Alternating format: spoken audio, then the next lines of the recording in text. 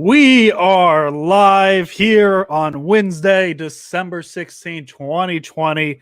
This is the Sprint Right Option podcast, the only 49ers podcast that's going to talk about the 49ers playoff chances in a semi-realistic way today.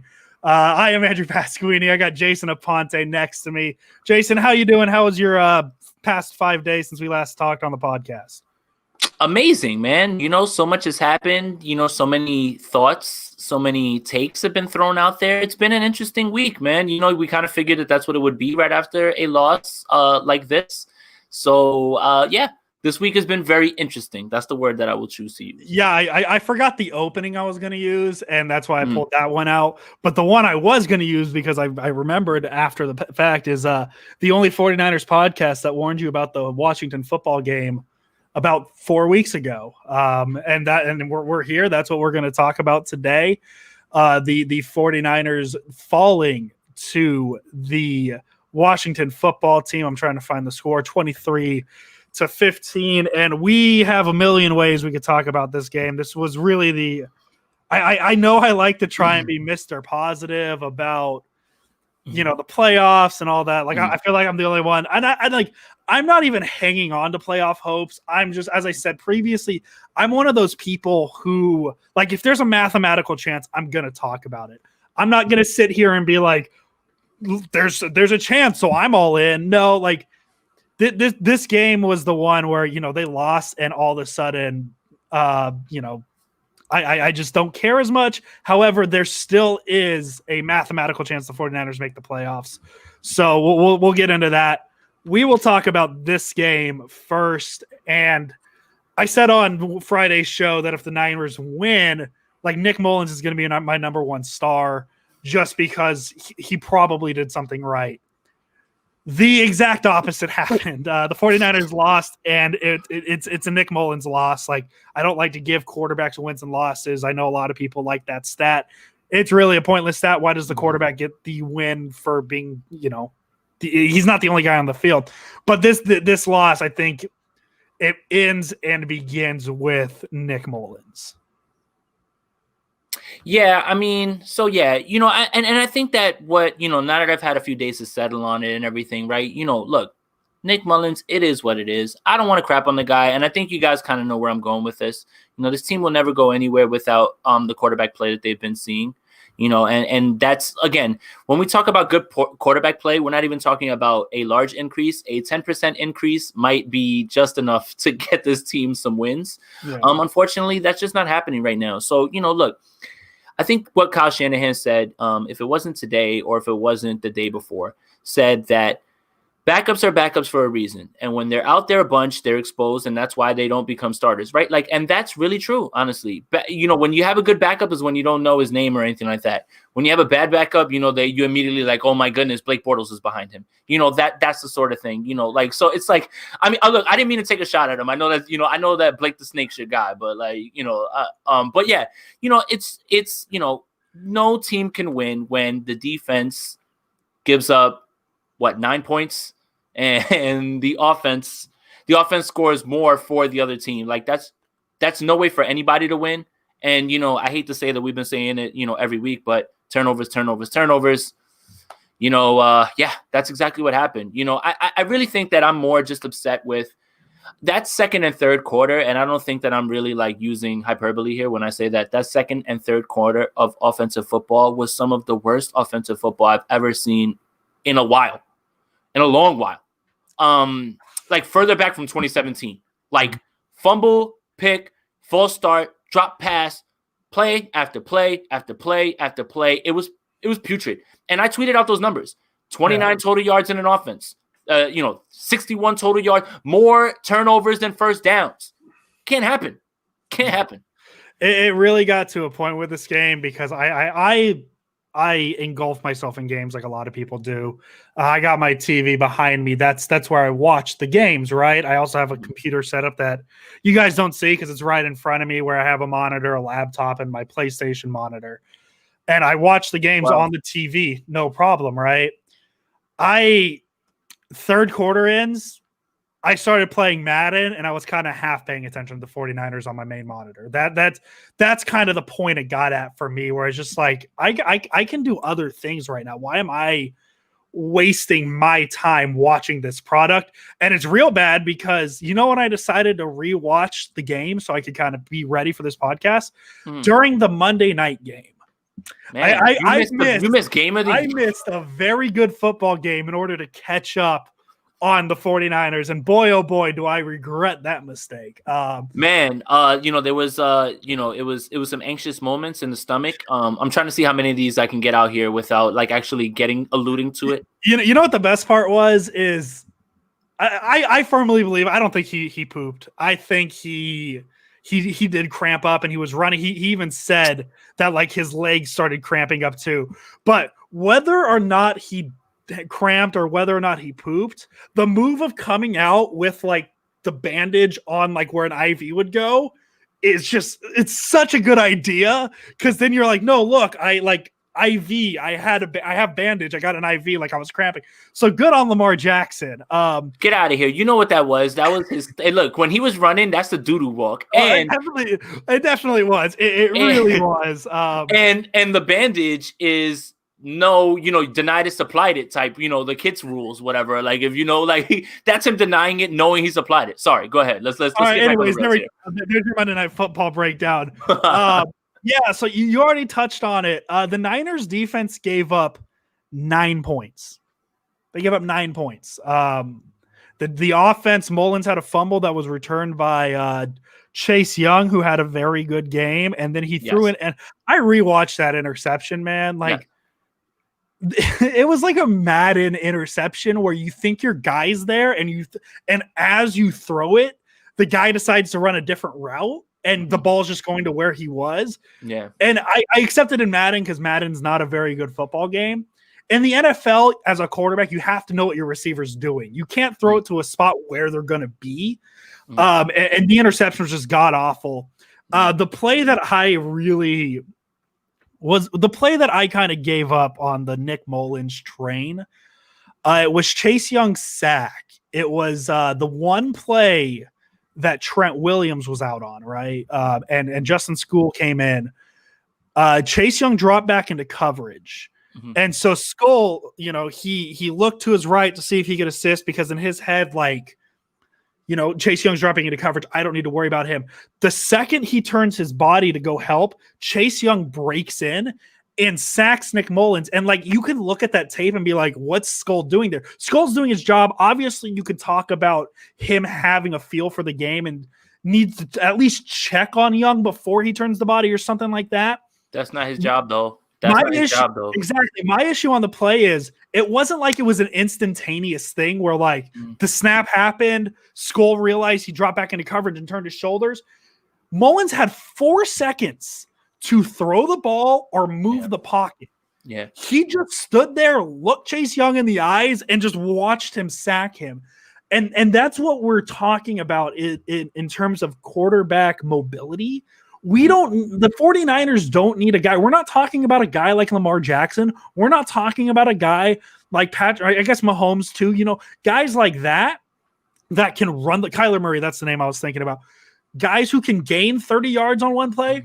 We're talking mobility in the sense of snap the ball 1 second, 2 second. Okay, I need to get out of this pocket, make something happen, and go move. Yeah. Nick Mullins doesn't have that. And that was the play where I was just like, okay, this is indefensible at this point. Because the turnovers were cool, not cool. The turnovers are an issue, not cool. I hate the turnovers. The turnovers are an issue, but there's other little things. I mean, I talked about how tough he played against the Bills. That didn't happen this game. Did not happen this game. So the Chase Young sack on that was the first play where I was like, Mullins isn't even watchable at this point. Here's the thing, right? So your first point about the interception, clearly that's a guy who's trying to make a play at the end of the half, and him and Juice, they looked at each other, and when you have that rapport, I'm not trying to compare. Aaron Rodgers and Davante Adams, they lock eyes, they know exactly where the other one's going, and the ball comes out. He thought he knew what Kyle was about to do, and he just went the other way. So that's a bad one, right? The pick six, okay? I think, what you just talked about with that play about School turning his body and everything, I think that that's one of the plays in this game that I want to point to, and I want to give some people advice. I am not going to try to change your mind on how you feel whoever on this offensive line is playing, right? But I do want you to use the context and the nuance of quarterbacks getting the ball out first, how long someone's allowed to block, okay? Or should be asked to block, right? Especially against a front four, which nobody is talking about is probably the best in this game. The Steelers are probably going to get all of the love, right? And that's fair.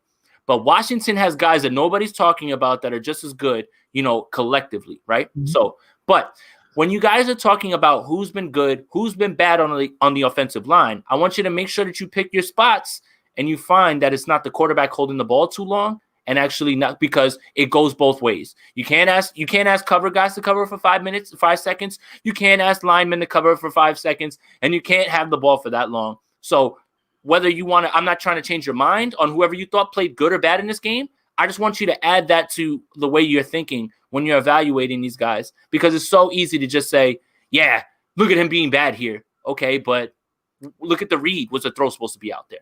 Twitter is definitely an echo chamber I've fallen for it. I think we've all fallen for it. So I'm not attacking any person. It's definitely like one person says one thing and that's my take now. And my thing is I guess for me on the offensive line, there are 3 spots as the offensive line is currently constructed that I would keep at this point. And I am keeping both tackles.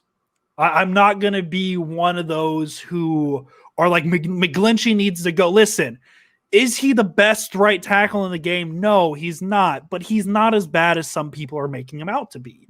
I think he's fine. I think maybe there's something to the weight thing. Maybe there's something there. Mm-hmm. I'm fine with McGlinchey being here next year. I think he'll be fine.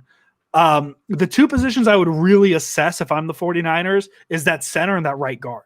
If I had to pick a configuration of the offensive line next year, I'm keeping Williams, obviously. I'm keeping Laken Tomlinson. I think there's something there that I do think there's something there that the communication between Williams and Tomlinson, I think it's a little off still. That's okay. That'll get worked out over time. And I think McGlinchey is fine. I would replace the center. Maybe not replace, but assess it. Because I'm not here calling for other people's jobs. That's not what I'm here to do. I would reassess the center and the right guard positions and kind of see what they can do. And maybe they think McKivitz can do something in the future. Who knows what that spot's going to be. But the tackles, I'm okay with them. McGlinchey, yes, can be better. But he still shows enough bright spots to me that there's still something there. Can I cut you off real quick? Not to cut you off, but I mean, we're doing questions, right? We took questions from Twitter, and I think that your answer there is going to come up with one of them. So just hold on to that thought. And just reiterate it, because it's definitely been one of the questions about, what's a need, right? And I think that it goes hand in hand with what you just said. So yeah. I mean, it's look, I think, I don't want to get into a rant or anything like that too. And, I just think that it's important when you guys are evaluating everything is that you have to evaluate all the factors: roster, who's executing, the play calling, what's happening, right? So we saw a little bit of chatter around Kyle Shanahan's play calling. You guys know that I yelled and screamed somewhere else about it. Look, I'll just reiterate my stance. It's hard as a play caller to dip into anything more complicated when the quarterback you're asking to make simple reads and simple throws can't do that. And that's across the board. I'm not just talking about Nick Mullins. Okay. I'm sorry if I'm being, controversial here, but I'm talking about the offense that Kyle Shanahan has been forced to run since he's been here. And yes, I'm talking about 2019 as well. Mm-hmm. This is not the offense that he wants to run. Okay, guys, I think we need to come to grips with this. Okay. And I think that you need to understand that there's reason guys are backups. And there's reason why, guys don't get snaps, right? All the time that there's roster politics, we understand that sometimes guys are out of place because of other reasons that we can't put our finger on. But you see when some guys are just not as good, right?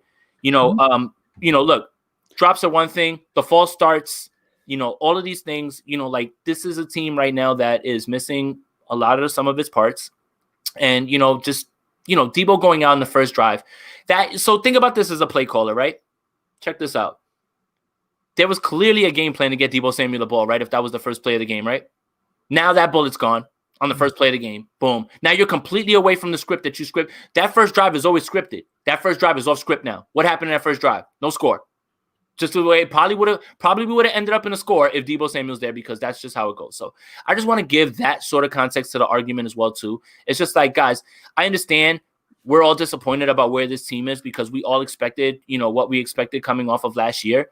But I think that, I don't want to make excuses, but when your team is completely injured and not playing well, it's just, you kind of are who you are this year. So it's just like, toss this year up to what it is at this point. Like, I don't understand why it's so. I mean, it's frustrating because you look at games that they should have won, but realistically, look at this team and really say, you have to kind of be realistic with yourself about their real aspirations. I'm going to ask this question in the most jerk way I possibly can. Okay. I love it. You want to talk about play calling and the importance of play calling, not just on the idea, but also the personnel you have on the field. I'm going to ask this question. It's going to be a really mean question, and I apologize, 49er fans. The WASP play, the play, you know what play I'm talking about. It is a great play call, correct? Yes. If you replace Tyreek Hill with Sammy Watkins, does it work as well? Probably not. There you go. It's a perfect play call, but it's not going to get called if Sammy Watkins is Tyreek Hill. That's not an option if Tyreek Hill's not playing. That's not a play that you're like, again, I'm sorry. And that's the point I'm making is Shanahan's offense works. The Niners outgained the Washington football team by 150 yards. They put up 344 yards in that game, which I believe is right around their average. And it feels like a really bad game. I'm going to double check what their team average is. It felt like a really bad game. I don't have the yards per game up right now, but here, Andrew, let me ask you this. Yes. If I would have told you before the game, Alex Smith is not going to complete this game, we're going to see Dwayne Haskins for a large portion of it, what would you have said?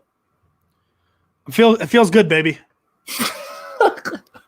That was the reality, and that's what happened. Like that's the thing, right? Like you talk about, so again, if I gave you out of context ideas, 1, Alex Smith's not going to be playing this entire game. You're going to get Dwayne Haskins. 2, the defense is only going to score 9 points. I would have said the 49ers rolled to what I thought they were going to roll to because I didn't see how they could score on offense. Now add the pick 6, now add the fumble, now add every sack, now add drive killing drops, now add drive killing penalties. Like that's the thing. And that's the thing. All right, so I'm just going to say his name. The thing with McGlinchey is that the hold happened right then. The thing that I want to give you guys a little bit, look, I'm not defending Mike, right? Because obviously, look, he was beat off of the rip. Montez Sweat was past him. And I understand, I'm panicked. I have to hold. Jeff Wilson missed his chip too. And if Jeff Wilson chips him and he's engaged, the ref has a harder look at throwing that hold and then if you look at the result of the play was like literally the 49ers were about to be in the red zone with a chance to tie this game. Like backbreaker, like absolute backbreaker. You have to adjust the expectations. The Washington football team has one of the best pass rushes in the game. They're not going to be perfect. But to my point about the personnel, Niners had 344 yards. Games they've had less than 344 yards. Miami, they had 259 total yards. They had 17 points in that game. 351, which about the same against Seattle. They scored 27. 337 against the Packers. They scored 17. And 281 against the Saints. They scored 13. The fact that they have 344 yards and are only getting 15 points, it shows the offense in a way is working. It's just the personnel's not there to make it work. Like I don't want to say it, but like this team with Jimmy Garoppolo is better than a 5-win team. Let's just be honest. Let's stop with this pretend like Jimmy Garoppolo isn't a good quarterback. Jimmy Garoppolo is a fine quarterback. He is not elite. He is not great. He might not even be good in some cases, but he is fine. He is good enough. We will get to Ayuk. Don't worry about it. Oh yeah. We will get to Ayuk. We're mainly talking about the issues right now. This team is fine with Garoppolo.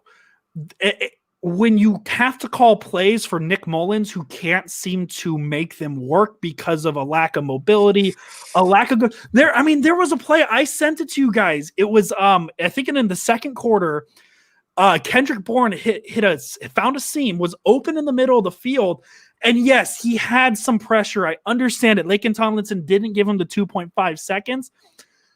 I sent the video of the ball coming out, and if you want to talk about tight spirals, don't watch that play. That ball came out so poorly and it died. Mm-hmm. He had Kendrick Bourne open. It's an easy 20-yard gain. He couldn't hit him. Kyle Shanahan diagrammed a player open. The execution wasn't there. So none of this is on Shanahan. And I wouldn't even say any of it's really on Mullins. Mullins is a backup quarterback. That's what he is. And he's being exposed right now. He's just being exposed right now. That's it, man. And that's why he's a backup quarterback, an undrafted free agent. See, look, here's another thing that I'll say, because I am really tired of talking quarterbacks on the timeline. I really am, guys. We've got to give it a rest. Like, come on, please. I think everything that needs to be said has been said. And now that we know that Jimmy Garoppolo is probably not coming back, what more are you going to add to this conversation that hasn't already been said? But undrafted free agent, you know, it's hard to expect all of these things, right? And then to your point about the plays, right? The one example that I posted, you know, and sarcasm doesn't come through on Twitter. But I said, yeah, you guys are right. You convinced me. Kyle's calling the wrong plays. And it was, it was cover 3, right? Yep. Everybody drops into there. And where do you beat zone? You beat it in the seams. Charlie Warner's on the right, open. Brandon Ayuk's open on the left. Nick Mullins never even looks a different way. So the single high safety, you know what? Somebody jumped in my DMs because they said the same thing too. I'm tired of talking quarterbacks, but I want to show you something. If I'm playing single high and the quarterback is looking straight at the read, you love that. You know why? You don't have to do any diagnosing. He's literally looking at it, right? But if you even hint at your body moving the other way, you give him that half a step, and if you have the arm strength to rip that seam throw to Brandon Ayuk, that's a touchdown. Again, that's not on Kyle Shanahan that he can't make that throw. He called the right play on the right coverage, and the quarterback couldn't execute. I'm not trying to pile on Nick Mullins. I am just trying to give you the facts. And when you want to talk about Kyle Shanahan, just make sure you remember these things.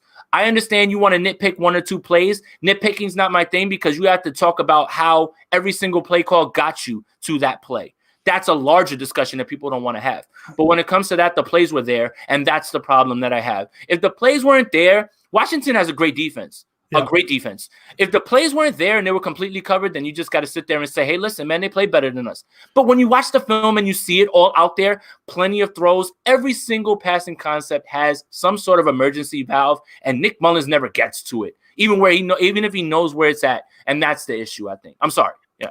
A good example of what you're talking about, of the shoulder thing as well, just to kind of look off, is the first game against the Rams in Santa Clara. It was their first touchdown of the game.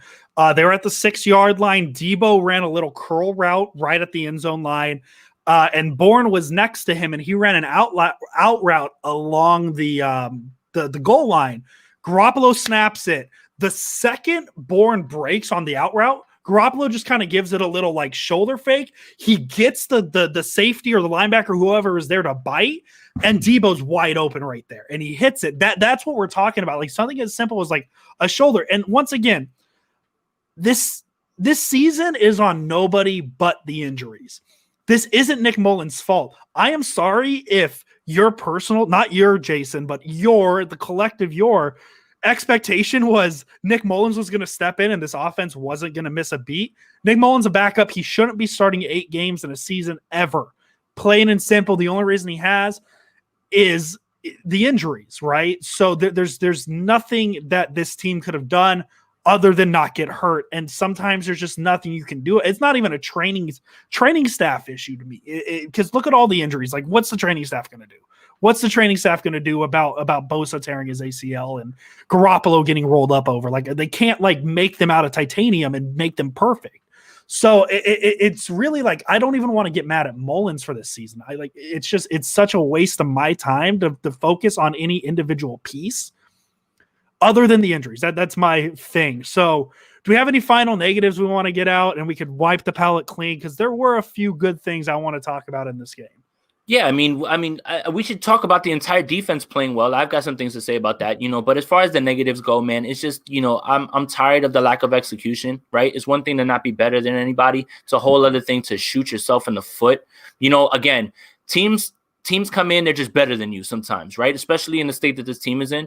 But to needlessly toss games away because of interceptions and fumbles and false starts and missed assignments and drops, that's the stuff that like will make you tear your hair out. Play as hard as you can and play as well as you can, and whatever the result's going to be is whatever the result's going to be, because that's this league. But man, watching this is not fun. This offense has not been fun to watch all year, man. And I see all the plays that Kyle is dialing up. I see exactly the vision, and it's so frustrating. If I'm frustrated, watch. You know what? Let's play a drinking game. Let's do a cut up of every time Kyle Shanahan throws his hands up or throws his hands down, and we're gonna be done by in about 10 minutes. So it's like, it's just frustrating. Yeah, like this game like kind of just puts a cap on the season for me. Especially just how we should evaluate it, just because of it is what it is at this point. No point in getting upset. It's just all about where do we go from here and what the team's aspirations are going into next year at this point. Yeah, and the other part is like the people who want to bench Mullins. CJ, we know what CJ Beathard is. He's not going to be better. So the Niners are still rolling out with the best they have. Anyways, we're past that point. Let's talk about the positives. Brandon Ayuk is, oh my goodness, boy, oh boy, did they hit that pick? How long can we talk about Brandon Ayuk? Can we talk about him a ton, like a lot? So subtle brag. I was on, my radio hits I did yesterday. Yep. And he goes. So what do you think about the Niners quarterback situation for 2021? And I go, man, if you want, I could talk for the next hour and a half about this. I don't think you want me on that long. And so, yeah, the same thing with Ayuk.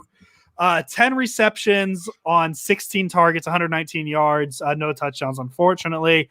Wait. You said 16 targets, right? And he had how much? 10 receptions, 119 yards. Should have had 3,000 yards. Yes, he becomes the first 49er rookie receiver to have 10 receptions in a game since, I don't know if you've heard this name, really, really deep. Jerry Rice, a fairly unknown player.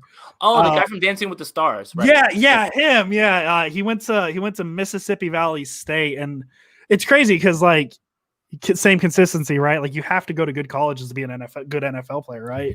All right. Well, see, but now you're opening up another can of worms. Just stay on. Just stay on. I was making a joke. That was 100% a joke. We said it 2 months ago, man. The Niners have a number one receiver. Debo is great. Nothing taken away from Debo. Yeah. Brandon Ayuk just has it, whatever it is. Yeah, and that's the thing, right? You can't quantify it, right? It's just there. And that's been my point about Ayuk. Day one, I'm the man. That's it. You can't cover me. I don't care who it is. James Bradbury, cool. Good luck. Nice try. Whoever it is. Week after week, he just finds ways to get open. Him getting away from Trey White last week, I was like, oh my goodness, look at this guy. And then when I watched this game, for him to have that catch over the middle where the guy basically tackled him before the ball got there, for him to be missed on that seam throw, which is an easy touchdown if that ball just gets in over the linebacker on time. Again, wide receivers can only do one thing, is get themselves open, but he's getting himself open against everybody. And I don't think, and this is, again, all right, so maybe I'll get into my hot take bag, because I'm not one of these guys, yes, but I think that even with this small sample size, he's the best receiver that the 49ers have had since Terrell Owens. Let's argue.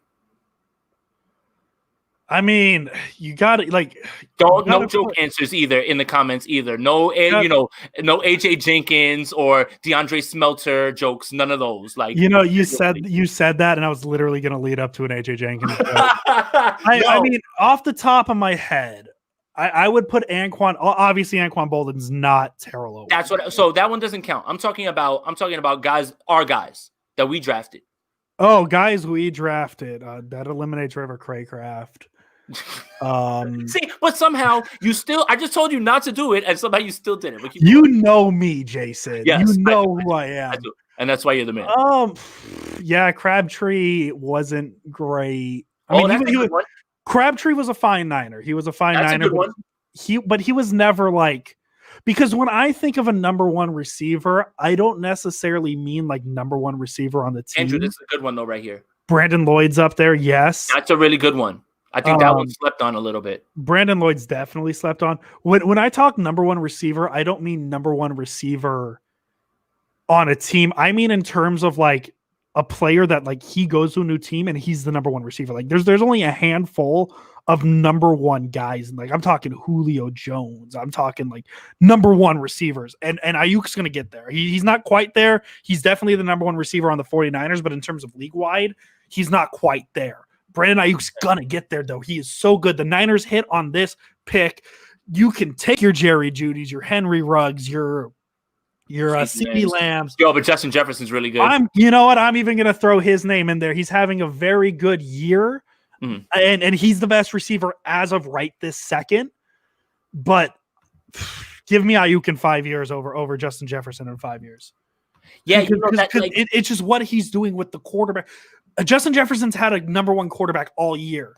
Brandon Ayuk is dealing with this with Nick Mullins, a backup. So Ayuk's going to be something, and paired off with Deebo Samuel, it's just going to be such a good combo. I'm excited. I am very excited for this team, for Ayuk. See, I said no joke ones, Callie. Arnaz Battle, I knew that was coming. But JJ Stokes. JJ Stokes, I mean, I had high hopes for him too. You know, I'm old enough to remember that. Remember, I'm really old. That's a whole other story. I remember JJ Stokes. I used him in NFL Game Day 98 on the PC. Oh my God. Sports. How old were you in 1998, Andrew? I was born in 92, so 5 and 6. We'll move on because I don't want to tell you how old I was. Anyway, when it comes to what the heck were we talking about? Oh, so number one receiver. So Brandon Ayuk, man. Again, like even last year, right? You know, we love Deebo Samuel and everything, and I still am I'm on the side of the fact that Deebo Samuel is still being underutilized and is so much more than what he's being used. And we would discuss him in a different way if this team chose to use him in a different way, as opposed to using him because of the limitations of the offense. Okay. But Ayuk, you know, it took Deebo a little while to get going, like a few weeks before, you know, Ayuk showed up and he's just, I'm the guy. I'm the man. Like, and again, that goes back to the it thing. And I think that what we're talking about when we talk about like number one guys who can just get open. Odell Beckham comes to mind, you know, guys like that, you know, like that are just open and they're just, you know, they're hard. So it's a slam dunk. If there is a silver lining, it is the fact that I feel confident that the 49ers have their wide receiver one for many years to come. And Javon Kinlaw is coming along very nicely right now. So, I mean, our rookies right now, I'm very happy. Unfortunately, we found out that today Colton McKivitz is going to be on COVID list. So, you know, I was really looking forward to seeing him play because we have to figure out what we have with this team now. And that goes hand in hand with this loss, right? Like, I think that should be the attitude going forward. If you're talking about things we know, I think we need to start diving into the uncertain. And we need to figure out what is on this team, who's here to stay, who's here to go. And I think that's what should be the goal. But we all know that that's not going to be – it sounds easy coming from my mouth, but we understand that that's not how it works. Do you want to know what the opposite of Shanahan's doghouse is? What is that? Being put out there as the punt returner in a situation where we're looking for a big play. Oof. And that's what Brandon Ayuk had. Right, like Ayuk has not been used as a punt returner too much this year. It's been Trent Taylor, Richie James, but at the end of that game where the Niners needed a return, Ayuk was the one back there. Yeah, and that too. Good point about Justin Jefferson. Thielen sees the coverage. They roll the coverage his way. But yeah, still Justin Jefferson is doing things that I thought that he couldn't do because he was a slot guy in LSU, and I think that everybody kind of had him pegged as that. And I'm starting to see. I mean, start to see. You see it. I mean, but that's beside the point. Go ahead. I'm sorry. So Ayuk, like just getting the trust of being the guy, like we need a big play. You're going to go back and punt return. That's a good point. Ayuk is the best since Deebo. That's a good one. So I'm happy with Ayuk. The other side I'm happy with is the defense. The defense is good, man. Yeah, man. In a normal year and not and I'm saying a normal year that has nothing to do with COVID. In a normal year where there isn't a player who almost died because of a leg injury, Jason Verrett's your comeback player of the year. Yeah. It's so crazy how Alex Smith threw an interception to him. Sorry. Yeah, well, I think I tweeted that. I think the comeback player of the year throws an interception to the second comeback player of the year. He had an interception. Deion Jordan, what's happened to him the past 2 weeks? He's been pretty good. Arizona native. He's in his hometown. Jordan Willis with another sack. Yeah, their pieces are so good, and it's really the scheme. I there's really not much I could say. The defense gave up 9 points and they still lost, man. Yeah, I mean, we're back to negatives, but yeah, I mean, that's the overall arcing, again, like if I told you all these things, 9 points, how much did, the team outgained them, Alex Smith going down, you would have said, man, they really tattooed that football team, and just didn't happen. That's not how this one worked out. But yeah, the defense was great, man. And I think that some stuff that I saw on film too, that I kind of wanted to highlight, not even sure if I'm bringing up a point, but I just wanted to point it out, I guess. The 49ers are trying their best right now to hide Richard Sherman a little bit in man-on-man. And what I mean by that is I saw them come out on a dime on the first drive on third down, and they left Ahkello Witherspoon. That's right, the same Ahkello Witherspoon. He was actually out there on the outside, and Sherman actually kind of fell back into strong safety, and it was a straight-up man concept. So it was a two-man high. So I just thought that was interesting, a little bit of, kind of, again, you have to scheme around your liabilities. You have to scheme around, not liabilities, you have to scheme around your restrictions, right? I'm not going to talk about Richard Sherman like that. I'm taking that all the way back. He's not a liability, right? Like this is just his restriction right now. So it's the same thing with Kyle. Kyle can only do what he's given. Same thing with Saleh, and they're doing the best they can. I thought the both of them really coached their ass off. For anybody who says that we weren't coached well in this game, I'm not certain what else needs to be said. So. Yeah, really, the stuff on the defense, we say it every week. We don't need to dive in too much. So do you want to go 3 stars? We can talk what I want to talk about. You saw what I posted on Twitter. Yep. And then we'll take our questions that we had. So do you want to start with your 3rd star? Yeah. Jason Verrett, man. Look, wasn't really as crazy of a job this week, even though I understand Terry McLaurin, is a great receiver. But continuing to play solid, gets the interception in this game, and we knew the limitations with the quarterback, but I just wanted to highlight him because he's just having such a great year. And I just want him to, to keep the good vibes going around him and everything as well. Like he may have a play or two where things get a little rough, but overall, man, like what else can you say about this guy? Yeah, my 3rd star is going to be Taybor Pepper. Nice. The down at the goal line, that was a sick play. Yeah, man. I mean, listen. We joke, right? Because we see Taybor on Twitter and how he is. That's absolutely true, though. To have that down at the 1 for him to be hustling down, like that's not even a joke. It's not a meme or anything like that. You're absolutely right, Andrew. That was a huge play. He's a long snapper. His job isn't to shoot down the line the second he snaps. He has to snap it, block, and then get down there. For him to get down there, that's just an impressive play. And I just feel like we're probably going to have most of the same 3 stars. So I want to throw Taybor Pepper out there. Special teams does make a difference, and they actually almost turned it into something because that was the drive that Haskins threw the interception to Ward that I forgot what it got called back for. It got called back because it hit the ground. Yeah, it hit the ground. So, let's just say hypothetically that ball gets picked off. The Niners are starting with the ball down 8 points in a position to tie the game. So, even in that sense, so in the hypothetical world, yes, I will take Taybor Pepper on that play as my 3rd star. Whew. Yeah, way to go, Andrew. I mean, that's something that I missed. But I think that like I said, I think it's because how Taybor is, and we all interact with him, and he's a fun guy. But I think you hit the nail on the head, man. That play, those little plays like that.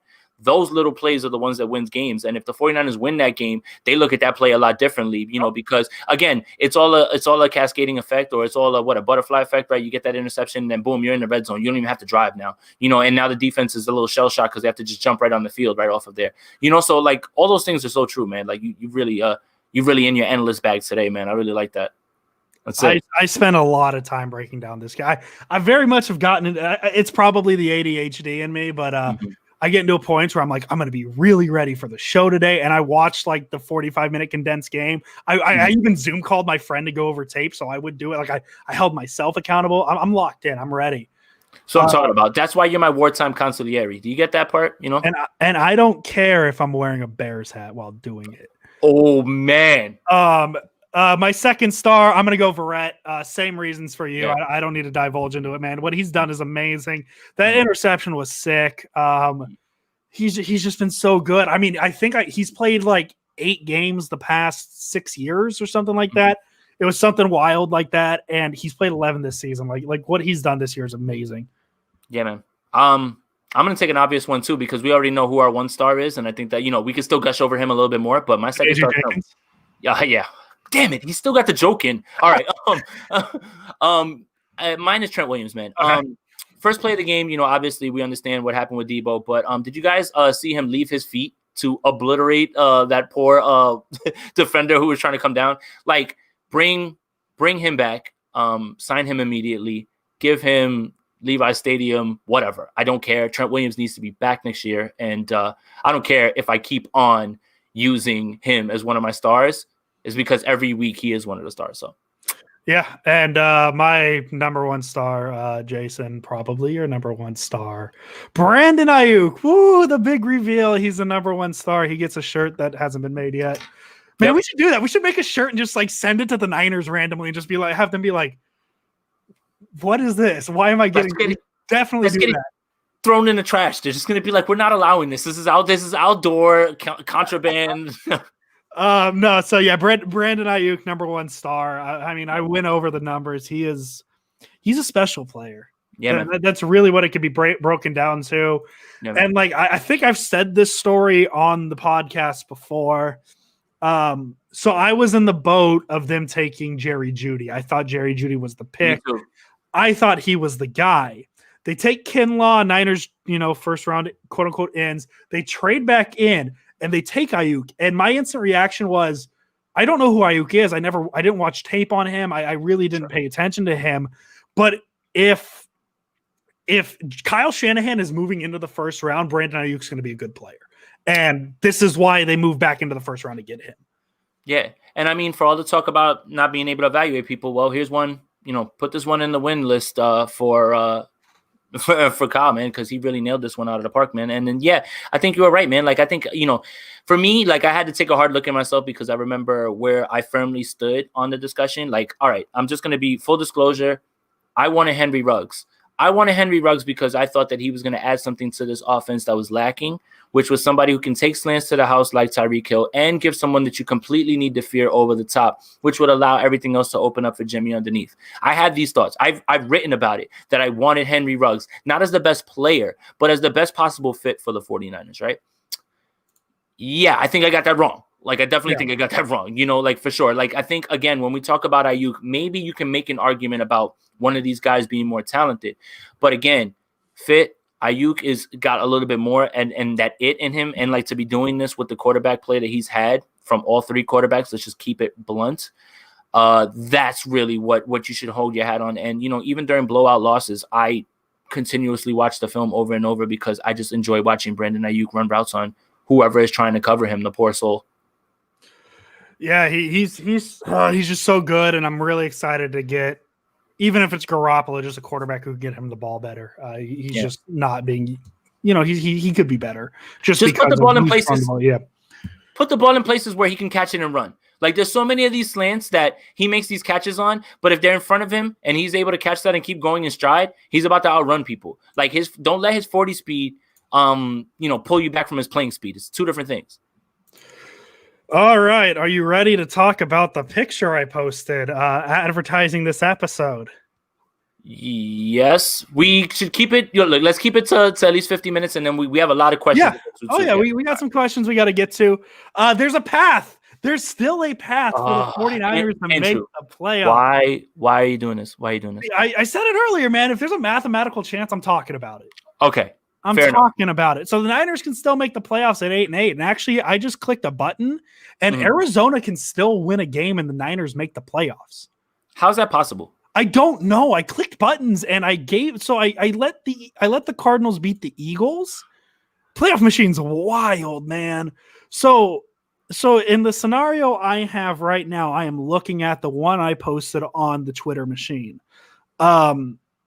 I'm going to try and only stay to the relevant games. Take out your pen and paper, kiddos, because it's going to be a wild ride. And don't ask me to repeat this. Please don't. Oh my God, they can lose to the Cowboys too and still make it. Okay, I'm just going to stick with the one that I posted. Hold on. Guys who are looking for a quarterback who are listening, plug your ears. Go, Andrew. All right, here we go. The Niners, so this is week 15. The Niners beat the Cowboys. The Vikings beat the Bears. The Eagles beat the Cardinals, and I even changed this to where the Cardinals beat the Eagles, and it holds. But we'll just stick with this. The Eagles beat the Cardinals, okay? So, boom. That's what needs to happen in Week 15. Week 16, the Vikings need to lose to the Saints, which should happen. The 49ers obviously need to beat the Cardinals.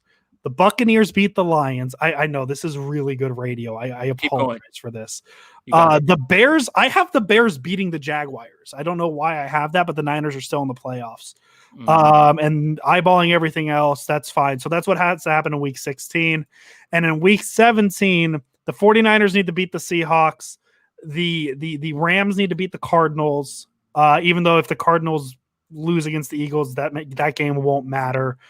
The Lions need to beat the Vikings. This is the key one. The Packers would have to beat the Bears. If the Bears beat the Packers in this scenario, the Bears jump in.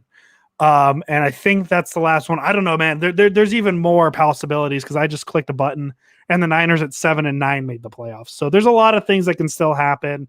I'm going to talk about it as long as it's a mathematical possibility. But listen, I'm not sitting here and trying to blow smoke up your ass and say, hey, the 49ers are making the playoffs. I'm just sitting here and telling you there's still a path. It's very unlikely because I don't think the Niners are winning two more games. I think they're going to beat the Cowboys, but I don't see them beating the Cardinals and Seahawks. So it's not going to happen most likely, but there's a path there. So I guess that's the end of that segment, unless you have something you want to say. No, I'm glad you put all that work in, honestly. And I was just joking. Like, honestly, you're right. You know, you should at least still talk about that. Regardless of what we want, those are all still things that are possible, and you still have to consider them. And stranger things have happened. They made a whole TV show about that. Oh, wow. What is it? The 5 stages of grief? Yeah. My 5 stages of me denying the Niners not making the playoffs is going on the playoff machine and just being like, okay, what can happen? What can happen? That's my first step of like, they're probably not making the playoffs. Yeah. But there's a possibility. And obviously it's not the worst possibility because I did have a scenario where the Niners lose one of the 3 games. Right. So it's not a non-zero. And I mean, I guess I could pull up the 538 number because we've been using that the past few weeks. I think, what was it at? Was it 20% last week? Yeah, it's a lot lower now. It's probably a lot lower, but I could tell you exactly what it is when my computer loads. It's at 9%. So you're telling me there's a chance. There's a non-zero chance. I'm going to talk about it. Jason, do you want to go over some questions? Yeah, for sure. So, shout out to everybody on Twitter who sent questions. You know, for the most part, they were largely serious. I expected some smart ones, and I got them, and we laugh about them. But these are going to be serious questions. Usually we take them here, but I like the idea of having questions so we can, just be more organized a little bit, right? Yeah. So, first question from our guy, Hugh Tomasello, on Twitter. Who's going to be the team's starting center week 1 of the 2021 season? That is a great question, Hugh. The 49ers center is not on this team for next year. That's what I'll say. Andrew? I don't know centers enough to answer this question, so I'm going to say Alex Mack because that's the name I saw in the comments. Yeah, I listen, man. I'm lying to you if I try and talk anything about the center position. I don't know enough to honestly answer that question at this point. But let's table that question for the offseason because we're going to need content in the offseason. And I will look. You know what? Who asked that question? That was Hugh, our guy Hugh from Hugh. Yeah. Hugh, I will personally research an answer to that question for you in an upcoming episode. Just for you. That's it. All right. Another question from Niner Rayo, our guy, friend of the pod. Does the running back room need an upgrade because Mostert's body might not be able to handle RB1 touches? So what he's talking about is Mostert popped up on the injury report, did not practice today, right? And even was a little gimpy during the game, which was always a concern, right? That's why they used him sparingly as the home run hitter, right? Yes. Andrew, I'll let you go first, and then I'll give my thoughts. I am very fine with a running back room that features Raheem Mostert, Jeff Wilson, and a drafted running back. And maybe, you know what? Let's get crazy. What if ETN slips to the second round or something like that, right? Which is a full possibility. Running backs aren't high priority as much anymore. I think the last time we saw a running back get drafted super high was probably Saquon. Other than that, they usually drop. So, like, if you can get a Travis Etienne or a Najee Harris type player in the second round, Sure, why not? But I think majority of the Niners running back room is already here. I think Jeff Wilson's going to be a guy. I think Raheem Mostert. I think they're going to move on from McKinnon. I think they're going to move on from Coleman. So if you can give me Mostert, Wilson, and then a running back maybe in the second round, I'm sure they have way more priorities than running back in the second round. But even a later round drafted running back that fits the scheme, I'm fine with it. So I'm going to throw a name out there because I want to get spicy, right? That was a well thought out, level headed take, right? Like that's I'm going to see if I guess your name. So say your name, and I'm going to see if I'm right. My name is going to be Aaron Jones. To be added to the room, right? So I agree with you. I'm in lock and step with you about Mostert and Wilson, right? Please don't ask me about contract with this and Aaron Jones. This is just me dreaming and thinking out loud. Hall of Famer, free agent. Maybe be a Hall of Famer. I guess that just goes to speak of how much I love the guy or whatever, because I am a big fan of his. But free agent, will command some money and things like that. But fits the scheme. I think he would instantly come to this team, and this is no slight to Raheem Mostert, be the best back on this team. Because one, he has familiarity with the scheme, being with Matt LaFleur. Two, his pass catching chops are a lot better than anybody on this team. And three, he's shifty, man. Like he runs hard, but he actually can shake tackles, man. The reason that I feel like people are down on Aaron Jones is because there was this stupid thing that LaFleur and McCarthy were doing, was that they were giving Jamal Williams touches, I guess trying to keep Aaron Jones from injuring himself. But anybody with two eyeballs, whoever watched Aaron Jones and Jamal Williams play, understood that there was a talent gap. And I think that Aaron Jones would be such a weapon here, man. And he, look, for everything that we just talked about, injuries, he's a little nicked up here and there. For the most part, he's around, man. He lost 6 games when he first came into the league to a PED, but I would love to add Aaron Jones to this lineup with those guys, and you mix them in that way, it becomes almost indefensible what you can do with those guys. I was hoping the name you were going to say was Matt Breida, but no, that's done. All right. Here's another question from Reds as Be Real 29. I guess I said that right. Brian B. All right. Here's one more important. Here's one. What's more important in the draft? O-line help or secondary edge rusher? This is a great one. This wouldn't be a first round need, I don't think, unless certified stamped Andrew Pasquini rookie coming into this league, Penei Sewell, falls somehow. But I think this is a really good question, man, because I think with everything that we just talked about with O-line, yes, interior O-line is going to be a concern, especially because someone just asked about the center. And we said that the center's not on this roster. Is the center a rookie? Is the center someone from out, from somewhere else? We don't know. But I'll let you start, just to give that little bit of context there.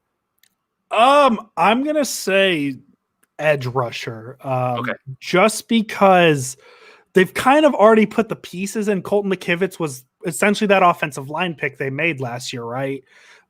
So they've kind of already had the pieces there. They've already have it established. And I think if they're going to listen, man, I know I kind of just half-assed said that, but Alex Mack would make a lot of sense. He was the center in Atlanta. I don't think they're going to address center in the draft if they can get a guy like Alex Mack.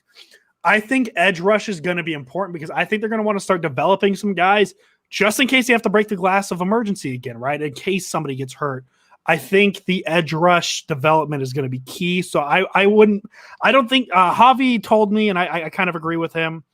This draft isn't edge rush heavy. Gregory Rousseau is going to be the number one name. And I've actually watched tape on Gregory Rousseau, and his best move is trying to run through offensive linemen. And with his size, I don't think that's going to work as well in the NFL.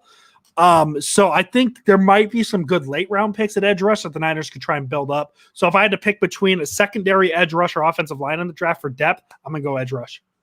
Yeah, you kind of stole mine. Yeah, that's what I would have said too. Like, I understand that offensive line is definitely a need, but you have to think about it like this, right? So I think we all kind of just understand that Robert Saleh is not going to be here next year, right? So, you could have a mindset of, oh, well, the scheme's going to change. They don't value edge rusher, but everybody uses edge rusher. And I think that anybody that they bring in here, whether it's going to be a promotion to DeMeco Ryans or, someone else from the outside, is going to try to keep what they have here, right? You fit your scheme to the personnel. You already have Nick Bosa. You already have guys that can do half of your job for you because they're in the backfield so quickly. I think the edge rusher is definitely what would get this defense back.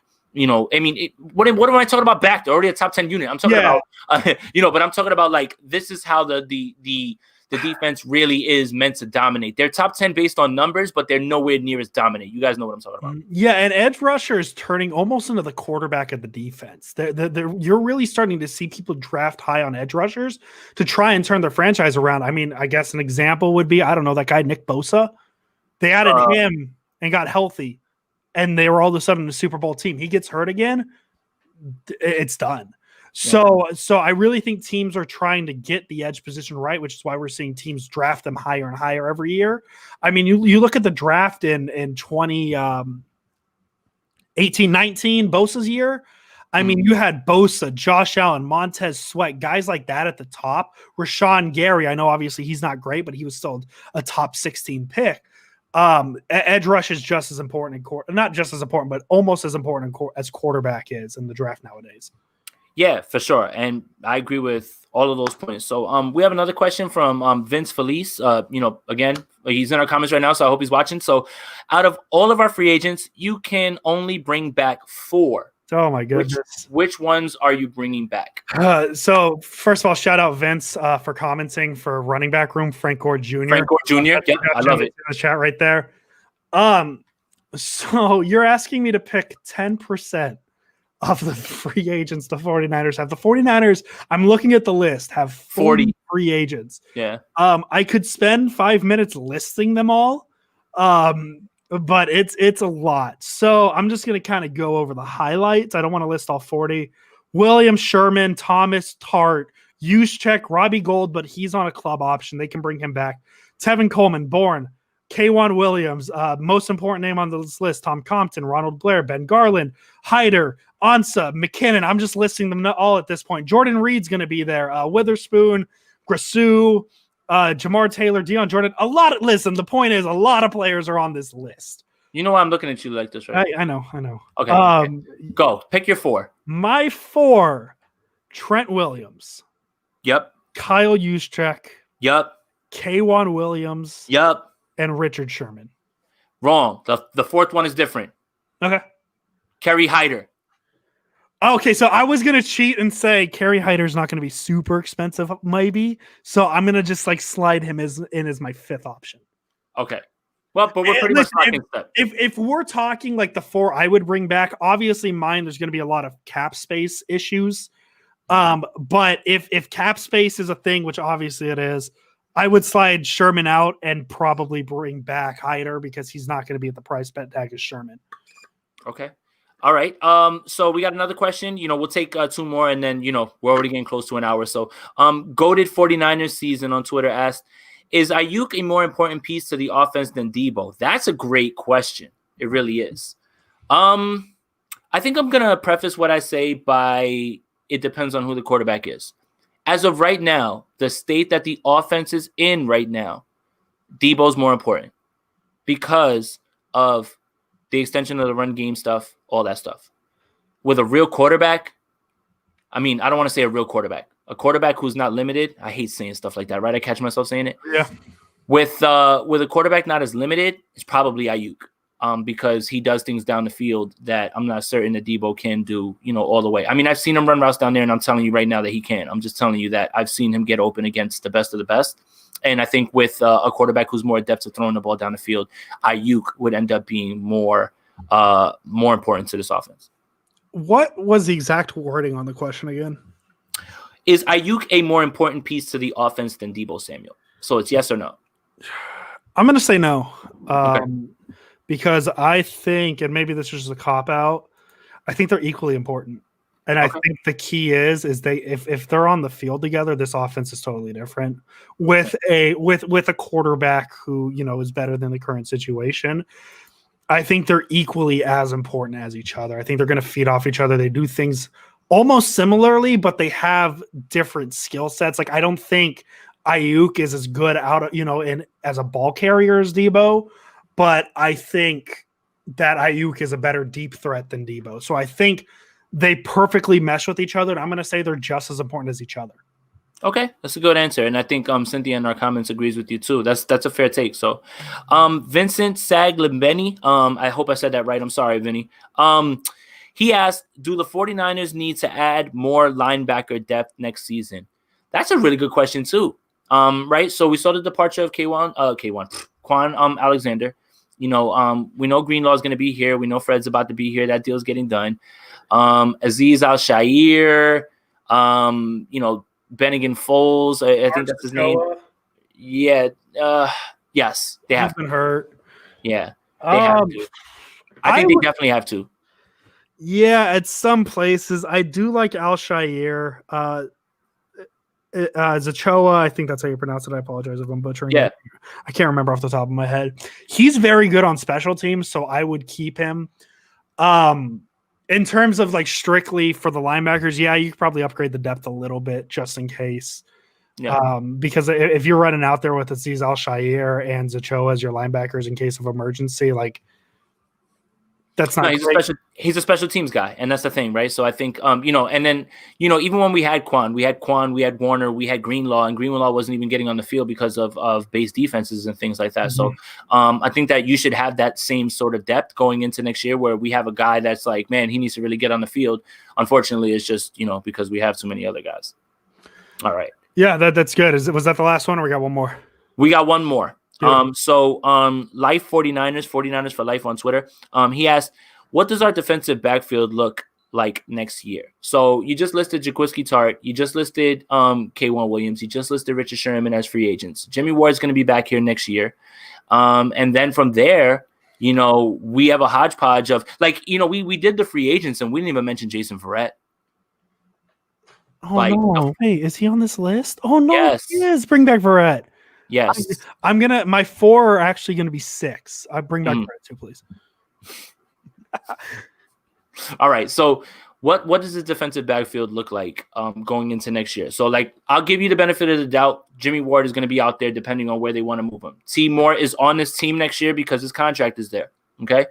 Outside of that, make your predictions on where everything else lands as far as nickel corner and the other 2 corners. Mosley. Yep. I mean, he's a restricted free agent, so he'll definitely be back. Verrett. You hope he's going to be back. K1, I hope is going to be back as well, but he is a little bit older and has had injury issues. Yeah, but I think his value is still there, especially if they can get him a little cheaper. Okay. Jimmy Ward. Yep. And a safety that's not on the team. I think they're going to address the other free agents, the other safety via free agency or the draft. I don't think Tart's going to come back. I don't think Moore is just. I like Moore, but he's just too inconsistent for me. That's the word. He shows bright spots, but they're too few and far between for me to really trust him. I don't want to say this in a negative way, but he's probably the Nick Mullins of the defense where in short can I finish? Go. In short spurts, he's fine. He's good enough. Like Mullins showed in short spurts, he can be good. Mm-hmm. But if you see him too much, he's going to get exposed. He's gonna get exposed. So I think the other, and that's not a knock on Moore. That's not a knock on Mullins. This is kind of the comparison that I used in this case. I think the other safety is going to be addressed in free agency or the draft. Okay, that's fair. Those are all the questions that we had. Thank you guys for submitting them on Twitter. We just wanted to make sure we did at least a segment like this. Felt like it was the right time to ask these sort of questions because everybody's kind of dealing with this loss in different ways. Some people have completely just flipped the script to the draft. Some people are holding out hope for the playoffs. But yeah, but no matter where you lie, there's still all these questions no matter what happens, playoffs or not. So, I mean, these were some great questions. You guys always want to know all the pertinent information and stuff like that. So we appreciate you guys sending in the actual questions that matter. Yeah, we really appreciate it. We might actually turn it over to Twitter, period. Just because it's a little easier on us, so we don't have to follow through on the whatchamacall, what's the little comment thing on the side? We don't have to track it. If you listen, and if you don't have a Twitter, I guess this is a good time to advertise this. If you don't have a Twitter, that obviously we're not going to say get a Twitter. We have an email address as well. It's Sprint Right Option Podcast at gmail.com. If you have a question you're itching to get off, send it to the email. I'll check it consistently if there are questions, and I'll make sure those questions get addressed as well. But we might just start taking questions via Twitter. Is that it? Do you have any last thoughts, or can we start signing off? Because I have a few things I want to say in the sign off. Yeah, no, we're good, man. Just make sure that whatever debate that you find yourself in this week, just make sure you check out that context and that nuance, man. Make sure you're looking at everything. Don't get wrapped up in what you want to be right. Try to just look at everything black and white and just make sense of it that way. Yeah, that's probably the best way to say it, man. Don't judge this team too hard, because a lot of the issues aren't really the team's fault. It's not the players' fault or anything like that. Where do I want to start? I'm going to start here. I meant to say this on Friday, and if I may, Jason, get a little serious just for one hot second. I know I didn't. No, go for it. You. So as you may know, COVID is coming back with a vengeance. COVID Part 3. And a lot of states are hitting that stay-at-home order. And I know, as somebody who stays at home, I'm not going home for Christmas. As somebody who stays at home a lot, takes a hit on the mental health. I just want to reach out, and Jason, I'm assuming you're going to have the same ideas I do. Man, if you need somebody to talk to, my DMs are open. Yeah, man. It is a very mentally exhausting time, and I had to make the tough decision of not going out for Christmas to see my family. It'll be the first time in 28 years that I do not see my family on Christmas Day. And in case you want to do the math, I'm 28 years old, so this will be the first time. So listen, if you feel the need to have somebody to talk to, because I've been there, everybody's been there, my DMs are open. Reach out to me, and I will be there. Obviously how serious it is, I will adjust what I'm going to say and all that. There's resources out there that if you do need help, reach out and call them. But if it's not, super serious, or you just need somebody to talk to, my direct messages are open, especially this time of year with the holidays and the importance of family we put on it. So just please reach out to us, and then we will be there to talk to. Absolutely. Couldn't have said it any better, man. If you guys want to talk football, get your mind away from it, cool. If you guys want to talk about some other stuff, I'll be glad to be an ear. And that's all we want to be at this point. And speaking of Christmas, Jason, I feel this is a good time to bring this up. Yep. Christmas falls on a Friday this year, and Jason and I will be taking Christmas off. There will be no show on Friday, but we got good news. We're going to go long on Wednesday. And so we fully understand. We don't expect you to sit in front of your computer watching us for an hour and a half, 2 hours. Break it up. So in my head, the best way to indulge in next week's episode would be via the podcast. We will make a standpoint in the episode and say, listen, we are breaking the episode off. This is where we're going to go into the breakdown of, what would that be, the Arizona game. So we listen to the first half. We'll be talking about the Cowboy game that happens on Sunday, or that happened on Sunday. The second half of the show will be an Arizona Cardinals preview. So definitely, we will say we are done breaking down the Cowboys game. This is where we're going to get into the Cardinals game. If you want to take a break from the podcast, listen to us Friday, go right ahead. This is the spot. So we don't fully expect you guys to sit and listen to us talk for 2 hours. Break it up if you want. If you do want to come watch the live show for 2 hours, we'll be here, and maybe we'll have it Christmas themed. I don't know, man. The Cowboys preview will be Friday as per normal. That's when we're going to talk all things Dallas Cowboys. But just so you know, next Friday, the Christmas episode, there is none. I might do something personally that if you guys want to talk football with me, I might open up a Zoom call. I might open up a StreamYard call and have people join in, and we could talk 49ers if you want to get your itch. Because as I said, I will be in this room on Christmas Day. So if you want to talk football with me on Friday, on Christmas Day, if you have nothing better to do, I'll drop a Zoom link and you guys can request it from me on DMs. In terms of the show, though, we're going 2 hours on Wednesday, or hour and a half, 2 hours, whatever we decide. And then Friday, there's going to be no show. Perfect. Yeah. So, yes, guys, thank you guys for tuning in as usual. We're always humbled by the support online when you guys have the inside jokes with us. Like that really means so much, honestly. So it just shows that you guys are paying attention. And I can't believe that there's actually people out there that enjoy listening to you and I speak. It's crazy, Andrew. Oh, I tell Jason, I told you last night, the fact that anytime Jameis Winston gets into a football game and I get tweets sent to me telling me about it, that's something I never expected with this.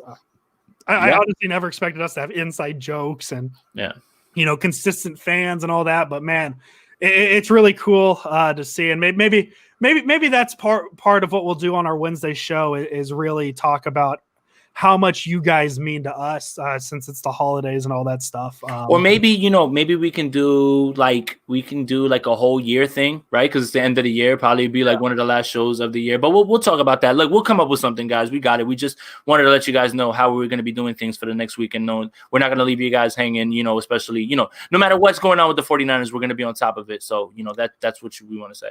And then I guess too, one last thing for the off season, we already have off season plans. What we're going to talk about, the idea we're kind of working on. I think it's something you guys will enjoy. We'll try to have as much fan input as we can. Obviously, the podcast is going to have less to talk about during the off season because there's no games to break down. But we have a few plans, and I have a plan too for an end of season show as well. And we're really going to try and get as much fan participation as we can.